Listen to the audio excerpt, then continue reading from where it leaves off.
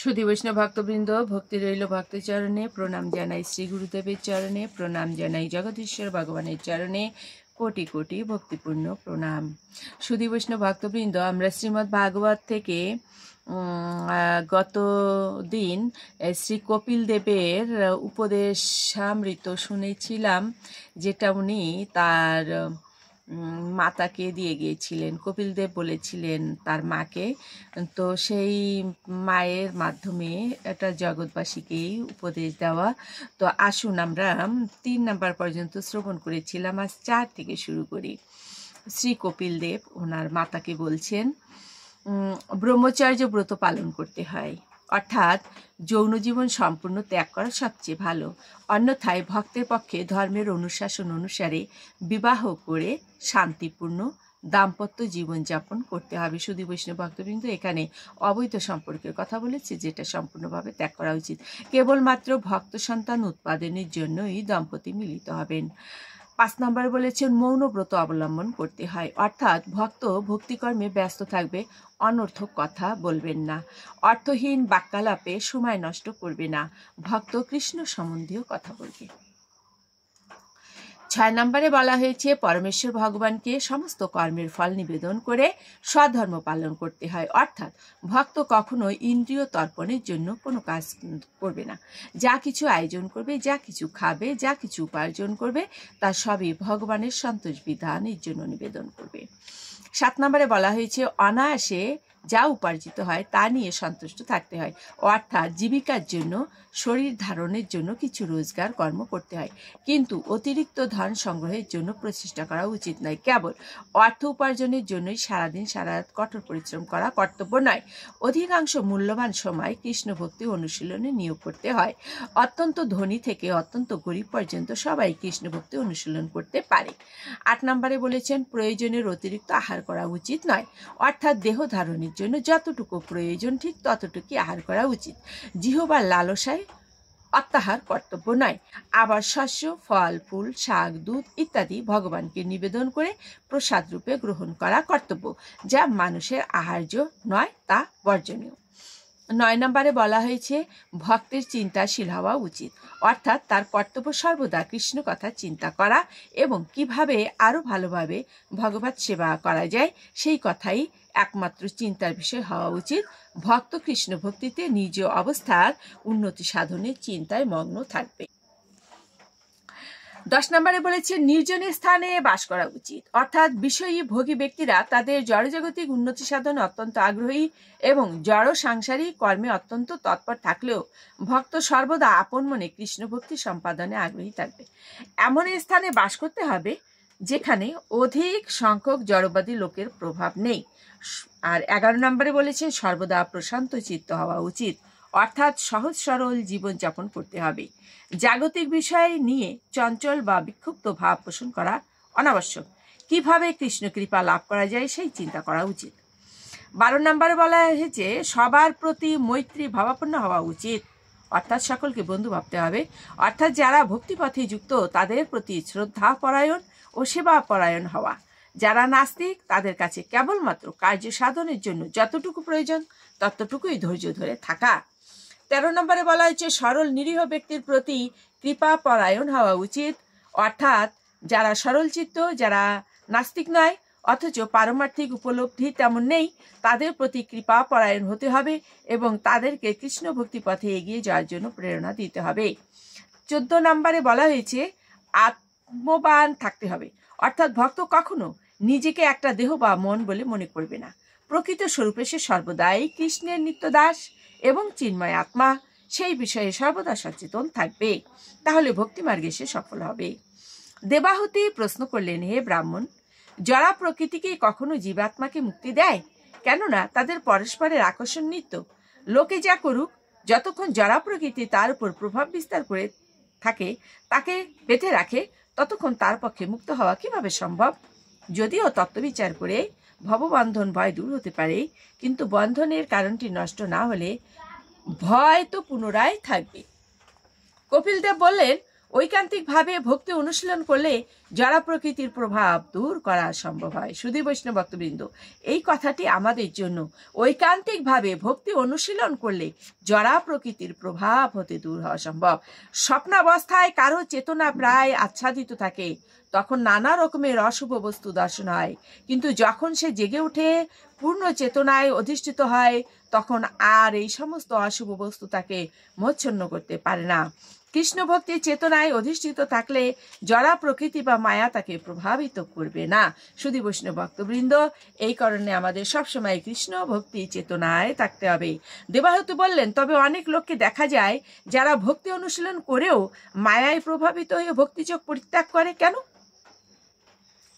কপিল দেব বললেন, বহু জন্ম ধরে যারা ভগবত সেবা করে এসেছে তারা এই ব্রহ্মাণ্ডের কোনো কিছুতে আসক্ত হয় না, তাদের চেতনা সম্পূর্ণরূপে বিকশিত হয়, তারা ভক্তিপথ থেকে কখনো বিচ্যুত হয় না। ভক্তি সাধন পথে যারা একাগ্র নয় তারাই মায়া দ্বারা প্রভাবিত হয়ে পারে। শুধু বৈষ্ণব ভক্ত, মন যদি দোদুল্যমান থাকে, কি করব কি করব না, কি করব কি করব না, তারা তো পথচ্যুত হবেই। মানুষ যথাসাধ্য স্বধর্ম অর্থাৎ নিজের কর্তব্য কর্ম সম্পাদন করবে এবং বিধর্ম অর্থাৎ শাস্ত্র বিরুদ্ধ কর্ম পরিত্যাগ করবে। ভগবানের কৃপায় এই জীবনে যা সে পেয়েছে তাই নিয়ে সন্তুষ্ট থাকা কর্তব্য এবং সানন্দে আত্মতত্ত্ববেত্তা গুরুদেবের আরাধনা এবং পরমেশ্বর ভগবানের আরাধনা করে চলতে হবে। দেবাহুতি বললেন, কিভাবে মনকে স্থির করতে হয়? দেখুন শুধু বৈষ্ণব ভক্তবৃন্দ, মা সন্তানের কাছ থেকে শিক্ষা নিচ্ছেন। যেমন এই না হলে মা তো গুরু মেনেছে, নিজের সন্তানকে গুরু মেনে তার কাছ থেকে শিক্ষা গ্রহণ করছে। কপিল দেব বললেন, কেউ যদি শরীরের মধ্যে প্রাণবায়ুকে নিয়ন্ত্রণ করে, শ্বাস প্রশ্বাস নিয়ন্ত্রণ করার চেষ্টা করে, তবে মনও স্থির হয়ে যায়, অর্থাৎ প্রাণায়ামের কথা বলা হয়েছে। ভগবানের রূপে ধ্যান করা কর্তব্য। ভগবান অত্যন্ত সুন্দর দর্শন, তিনি সর্বলোকের আরাধ্য, তিনি নবকিশোর, তিনি সর্বদা তার ভক্তদের প্রতি কৃপা বিতরণে উৎসুক। ভগবানের নাম, গুণ, রূপ, মহিমা কীর্তন করতে হয়, ভগবান ও ভক্তের ধ্যান করতে হয়। মন যতক্ষণ না স্থির হয় ততক্ষণ পর্যন্ত ভগবানের শাশ্বত রূপে ধ্যান করতে হয়। দেবাহুতি বললেন, কিভাবে ভগবানের রূপে ধ্যান করতে হয়? কপিল দেব বললেন, প্রথমে ভগবানের ধ্বজ বজ্র পদ্ম প্রভৃতি মাঙ্গলিক চিহ্ন সমন্বিত পাদপদ্ম ধ্যান করতে হয়। প্রথমে ভগবানের চরণ ধ্যান করতে হয়। যে ভগবানের চরণে যে চিহ্নগুলো আছে সেটা বলা হয়েছে ধ্বজ, বজ্র, পদ্ম ইত্যাদি। সুন্দর রক্তবর্ণ পদতল এবং নখ সভা সমন্বিত চরণ কমল, যে চরণে ধৌত জল গঙ্গা, তা শিরে ধারণ করে শিব মঙ্গলময় হয়েছেন। লক্ষ্মী দেবী যে চরণ অতি যত্ন সহকারে সেবা করতে থাকেন। চরণ ধ্যানে পর্বত পরিমাণ পাপ রাশি ধ্বংস হয়ে যায়। তারপর ভগবানের উরুদয়ের ধ্যান করতে হয়, যা সর্বশক্তির আধার। অতসী পুষ্পের মতো শুভ্র শ্যাম উরুদয় ভগবানের পরিধ্যানে কাঞ্চিদাম বেষ্টিত পীতবাসন, সোনার মতো পীতবাসন। তারপর নাভিদেশ, যেখান থেকে পদ্ম প্রাদুর্ভূত হয়, সেই পদ্মটি প্রথম সৃষ্ট জীব ব্রহ্মার আবাসস্থল। তারপর ভগবানের স্তনদয়ের ধ্যান করতে হয়, যা দামি মরকদ মণি দ্বারা অলঙ্কৃত। ভগবানের বক্ষ দেশে দুগ্ধ ধবল উজ্জ্বল মুক্তামালা মহালক্ষ্মী অর্থাৎ মহালক্ষ্মী স্বর্ণরেখারূপে তার বক্ষে বিরাজমান। ভগবানের বক্ষদেশ মনের সমস্ত দিব্য আনন্দের উৎস ও নয়নের পূর্ণ সন্তোষ প্রদানকারী। তারপর তার কণ্ঠদেশ ধ্যান করতে হয়। ভগবানের কণ্ঠে দোদুল্যমান কৌস্তব মুনি শোভিত। তারপর ভগবানের বাহুর ধ্যান করতে হয়, যা দেবতাদের সমস্ত শক্তির উৎস। তার হাতের অলঙ্কার এবং হস্তধৃত সুদর্শন আদি চিন্ময় অস্ত্রাদি দর্শন করতে হয়। তারপর ভগবানের মুখমণ্ডলে ধ্যান করতে হয়, তার সুকমল গণ্ডস্থল দীপ্তিমান মকর কুণ্ডল সঞ্চালনে উজ্জ্বল। তার উন্নত নাসিকা মুখকমলকে অপূর্ব শোভায় উদ্ভাসিত করেছে। শিরদেশে কুঞ্চিত কেশধাম পদ্ম সদৃশ নয়ন, নৃত্যপর ভ্রুযুগল যা কামদেবকেও মোহিত করে, অনুকম্পাপূর্ণ দৃষ্টি, সুস্নিগ্ধ অধরে মৃদুমন্দ হাসি। ভক্তি সহকারে এভাবে ভগবানের ধ্যান করলে জড়া প্রকৃতির ভয়ঙ্কর ত্রিতাপ দুঃখ থেকে মুক্ত হওয়া যায়। মনোরম হাস্যের ধ্যান করলে শরণাগত ব্যক্তির গভীর শোক থেকে উৎপন্ন অশ্রু সমুদ্র বিশ্বসিত হয়। দেবহূতি বললেন, হে প্রভু, কৃপা করে ভক্তিমার্গ বর্ণনা করুন। কপিলদেব বললেন, মাতা, ভক্তিমার্গ বিভিন্ন গুণ অনুসারে বিভিন্ন রকমের। যে ব্যক্তি ভক্তি অনুশীলন করছে কিন্তু সে তার নিজের ব্যক্তিত্বের গর্বে গর্বিত, অপরের প্রতি হিংসাপরায়ণ, মাৎসর্যপরায়ণ, ক্রোধী, নিজেকে শ্রেষ্ঠ ভক্ত বলে মনে করে, এইভাবে যে ভক্তি সম্পাদিত হয় তা শুদ্ধ নয়, মিশ্র ভক্তি। এরকম ভক্তিকে বলা হয় তামসিক। তাই সবচেয়ে নিম্ন স্তরের এরকম তথাকথিত ভক্ত মনে করে, আমিও ভগবানের মতো হয়ে যাব। সুধী বৈষ্ণব ভক্তবৃন্দ, ভক্তিপথে যাব আমরা, তবে অহংকার করব না, সেটাই মাতৃদেবীর মাধ্যমে আমাদের জানাচ্ছেন কপিল দেব। যে ব্যক্তি ভগবানের প্রীতি চিন্তা না করে নিজের জড়সুখ ভোগের উদ্দেশ্যে ভগবানের কৃপা লাভ করে নিজের যশ বা ঐশ্বর্য লাভ করতে চায়, তার সেই ভক্তি হচ্ছে রাজসিক ভক্তি। ভক্ত যখন সকাম কর্মের ফল থেকে মুক্ত হওয়ার উদ্দেশ্যে ভগবানের পূজা করে এবং তার কর্মের ফল ভগবানকে নিবেদন করে, তখন তার ভক্তি সাত্ত্বিক। এই দেখেন সুধী বৈষ্ণব ভক্ত, সাত্ত্বিক ভক্তি কি? ভক্ত যখন সকাম কর্মের ফল থেকে মুক্ত হয়, অর্থাৎ এই কর্মটা আমার নয়, এই কর্মটা হচ্ছে ভগবানের। সকাম কর্ম হচ্ছে নিজের কর্ম, আমার নিজের কোনো কর্ম নাই, ভগবান আমাকে দিয়ে করাচ্ছেন। তো সেটা বলছে সকাম কর্মের ফল থেকে মুক্ত হওয়ার উদ্দেশ্যে ভগবানের পূজা করে এবং তার কর্মের ফল ভগবানকে নিবেদন করে। ভগবান, এ কর্ম তোমার, ফলও তোমার। তখন তার ভক্তি হয়ে যায় সাত্ত্বিক। কোনো উদ্দেশ্য বা হেতু বা কারণ ছাড়া অবিচ্ছিন্ন আকর্ষণ বশে ভগবানের আরাধনায় নিয়োগ করাকে নির্গুণ ভক্তি বা শুদ্ধ ভক্তি বলা হয়। ভগবানকে ভালোবাসা, ভগবানের ইচ্ছা পূরণ করা ছাড়া শুদ্ধ ভক্তের নিজের কোনো আলাদা স্বার্থ থাকে না। এই ধরনের স্বতঃস্ফূর্ত সেবা চিন্ময়, তা কখনো জড়া প্রকৃতির গুণের দ্বারা কলুষিত হয় না। দেবাহতী বললেন, ভক্তের দর্শন বা ভাব কি হওয়া কর্তব্য? কপিল দেব বললেন, ভক্তের নিয়মিতভাবে মন্দিরে ভগবানের শ্রী বিগ্রহ দর্শন করা। সুধী বৈষ্ণব ভক্তবৃন্দ, এই জায়গাটুকু আমরা একটু ভালো করে মন দিয়ে শ্রবণ করব। কপিল দেব বললেন, ভক্তের নিয়মিতভাবে মন্দিরে ভগবানের শ্রী বিগ্রহ দর্শন করা, ভগবত প্রীতি উদ্দেশ্যে পূজার উপাচার এবং প্রার্থনা নিবেদন করা উচিত। নিষ্কাম চিত্তের প্রতি জীবকে চিন্ময় ভাব সমন্বিত বলে দর্শন করা উচিত। ভক্তের উচিত গুরু আচার্যদের প্রতি সর্বোচ্চ সম্মান প্রদান করা, ভগবত ভক্তি সম্পাদন করা, সমস্ত বিধি নিষেধ মেনে চলা, নিত্য পরমার্থ কথা শ্রবণ করা উচিত, শ্রী ভগবানের দিব্য নাম সংকীর্তন করে সময়ের সৎ ব্যবহার করা উচিত। সুধী দেবহূতি বললেন, হে প্রভু, কৃপা করে আমার জন্য এবং জনসাধারণের জন্য জন্ম মৃত্যুর নিয়ন্ত্রণের প্রক্রিয়ার কথা বর্ণনা করুন, যাতে সেই সমস্ত বিপদের কথা শুনে আমরা জড়জাগতিক ক্রিয়াকাণ্ড থেকে মুক্ত হওয়ার যত্ন করতে পারি। বদ্ধজীব যাতে বুঝতে পারে যে ভক্তিপন্থা না গ্রহণের ফলে আরও আমরা অধঃপতিত হচ্ছি। করুণাময় কপিল দেব বললেন, জীব এই সংসারে যে যোনিতে জন্মগ্রহণ করে সেই যোনিতেই বিশেষ সন্তোষ বোধ করে। বিষ্ঠাভোজী শূকরের জীবন যত ঘৃণ্য হোক, তার কাছে সেই জীবনই আকর্ষণীয়, সুখকর।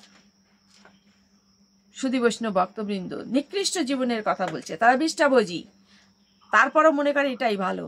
এমনকি নরকে পতিত হলেও নারকীয় অবস্থাটি নারকী জীবের কাছে সুখকর বলে মনে হয়। যদিও জীব এই জগতের অনিত্য দেহ, অনিত্য সমাজ, অনিত্য সম্বন্ধ পেয়েছে, তবুও তাতে সে গভীরভাবে আসক্ত থাকার ফলে বহুবিধ দুঃখ শোকের কবলে পতিত হচ্ছে। সুধী বৈষ্ণব ভক্তবৃন্দ, আমাদের সবসময় এটা মনে করতে হবে, এটা কপিল দেব বলছেন, যে এই যে আমার যে দেহ, জড় দেহ, এই দেহ ধ্বংস হয়ে যাবে, অনিত্য এই দেহ, এই দেহের পরে মায়া করা যাবে না, এই জগতের পর মায়া করা যাবে না। এক হচ্ছে আমার সেই অমৃত চরণ, দয় ভগবানের চরণ, এই চরণের সেবাই হচ্ছে আমার কর্তব্য। আচ্ছা, তো সে এতই মূর্খ যে পত্নীর হাসি মুখ দেখে শিশু সন্তানের আধো আধো বুলি শুনে মোহগ্রস্ত হয়ে থাকে। এটা হচ্ছে সাধারণ মানুষের কথা বলছে। পরিবার আত্মীয়বর্গের ভরণ পোষণের জন্য তাকে অনেক কষ্ট স্বীকার করতে হয়, অনেক সময় পাপ কর্মফল অর্জন করতে হয়। আবার যখন ভরণ পোষণে অক্ষম হয়ে পড়ে তখন বৃদ্ধ বলদের মতো সেই পরিবারের অযত্ন অবস্থায় পড়ে থাকতে হয়। তবুও সেই মূর্খ সংসার জীবনের প্রতি বিরক্ত হয় না, তার আসক্তি কমে না। লোকে তাকে অবজ্ঞা ভরে পালন করে, জরার প্রভাবে সে বিরূপ আকৃতি হয়। শুধু বৈষ্ণব ভক্তবৃন্দ, আমরা যে জীবনটা সংসারে ব্যয় করি সন্তান সন্ততি পালনের জন্য অতিরিক্ত বলদের মতো পরিশ্রম করছি, তো বলছে বৃদ্ধ অবস্থায় যখন জড় অবস্থায় পড়ে থাকবে তখন সেই সন্তানেরাই তাকে যত্ন করবে না। কপিলদেব বলছেন মাতাকে, মাতার মাধ্যমে এই জগৎ জীবকে। শুধু বৈষ্ণব ভক্তবৃন্দ, এগুলো অত্যন্ত মূল্যবান বাণী। আমরা এগুলো মন দিয়ে শ্রবণ করব এবং আমাদের জীবনের সঠিক পথটি বেছে নেব। সে মৃত্যুর দিন গুনতে থাকে, জরার প্রভাবে সে বিরূপ আকৃতির হয়, সে মৃত্যুর দিন গুনতে থাকে, অগ্নিমান্দ, অরুচি সব রকমের রোগগ্রস্ত হয়ে থাকে। শুধু বৈষ্ণব ভক্ত প্রায় শুনতে পাবেন বৃদ্ধ লোকেরা বলে মুখে রুচি নাই, খেতে ইচ্ছা করছে না, হজম হচ্ছে না, ইত্যাদি ইত্যাদি। সে কথা বলা হয়েছে যে সে অগ্নিমান্দ, অরুচি সব রকমের রোগগ্রস্ত হয়ে থাকে। দেহের ভেতরে বায়ুর চাপে চোখ ঠিকরে বেরিয়ে আসে, কফে শ্বাসনালী রুদ্ধ হয়ে যায়, শ্বাস নিতে খুব কষ্ট হয়, গলা দিয়ে ঘুর ঘুর শব্দ বেরোয়, মৃত্যু শয্যায় পড়ে থাকে, অত্যন্ত আশ্চর্য বোধ হয়। আত্মীয় স্বজনদের তার কথা বোঝাতে পারে না, অত্যন্ত করুণ অবস্থায় মৃত্যুবরণ করে। মৃত্যুকালে বিকট চেহারার যমদূতদেরকে সে আসতে দেখে ভয়ে মলমূত্র ত্যাগ করতে থাকে। অন্যেরা তাকে উদ্ধারের কোনো চেষ্টা না করে বিলাপ করে কেবল কাঁদতে থাকে। যমদূতেরা আসক্ত দড়িতে তার গলায় বাঁধে, তারপর তার সূক্ষ্ম দেহকে আবৃত করে কঠোর দণ্ড দেওয়ার জন্য যমলোকে টানা হেঁচড়া করে নিয়ে যায়। অতি ভয়ঙ্কর নারকীয় শাস্তি তাকে ভোগ করতেই হয়। তার সঙ্গে আত্মীয় স্বজনেরা কেউই যাবে না, তার যাতনার দৃশ্য কেউ দেখতে যাবে না। যদিও সে সেই আত্মীয় স্বজনদের জন্যই বহু স্নেহ মমতা করেছিল, বহু কষ্ট করেছিল এবং তাদের জন্য পাপ কর্ম করেছিল। তারপর সে বহু বর্ষব্যাপী নরকে যাতনা ভোগের পর পৃথিবীতে এলেও অন্য লোকের সঙ্গে সম্বন্ধ পাতিয়ে একই রকম ক্লেশকর অবস্থা প্রাপ্ত হতে থাকে। পুনরায় তাকে কোনো মাতৃ জঠরে অবস্থান করে কষ্ট পেতে হয়, তারপর কাঁদতে কাঁদতে ভূমিষ্ঠ হতে হয়, তারপর আবার সকাম কর্মের বন্ধনে আবদ্ধ হতে হয়। নিজের অতীতের অশেষ ক্লেশের কথাও সে ভুলে যায়, তার আগাম গতি কি সে সম্বন্ধে তার জানা থাকে না। তাই যারা পরমেশ্বর ভগবানের প্রতি একান্ত উন্মুখ হয়ে থাকে তারা পরম তত্ত্ব উপলব্ধি করে ঠিকমতো চলতে পারে, দৃঢ়তা সহকারে কৃষ্ণ ভক্তি অনুশীলন করে তার প্রকৃত আলয় সচ্চিদানন্দময় জগতে উপনীত হতে থাকে। শুধু বৈষ্ণব ভক্তবৃন্দ, অনেক কথা বলে ফেললাম না? এত ভালো লেগেছে কথাগুলো, বলতে বলতে বলে ফেলেছি। অনেক সময় চিন্তা করি যে শ্রোতারা তো এতটা সময় দিতে পারবে না, একটু খণ্ড খণ্ড করে করি, কিন্তু দেখুন এত ভালো লেগেছে। পুরোটাই কপিলদেব মাতৃদেবকে যে উপদেশামৃত দিলেন সেটা পুরোটাই ভক্ত মাঝে তুলে ধরলাম। শুধু বৈষ্ণব ভক্তবৃন্দ, কোনটি আমাদের করণীয় আর কোনটি আমাদের বর্জনীয় আমাদের মনে হয় আর বুঝতে বাকি নাই। শুধু বৈষ্ণব ভক্তবৃন্দ, আসুন আমরা মোহমায়া ত্যাগ করে শ্রী ভগবানের পাদপদ্ম স্মরণ করি। শুধু বৈষ্ণব ভক্তবৃন্দ, আজ আর ভাগবতের শ্লোকটা উপস্থাপন করলাম না, আগামী দিন করব। আজ এ পর্যন্তই।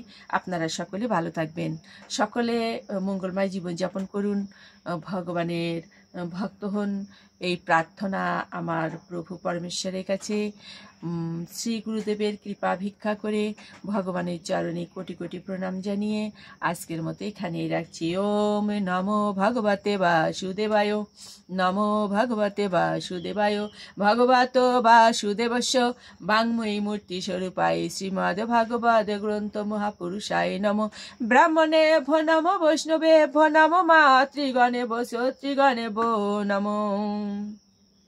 পারমহংসং সংহিতায়াং শ্রীমদ্ ভাগবত গ্রন্থ মহাপুরাণে। ওম তৎসৎ। ওম নমো ভগবতে বাসুদেবায়।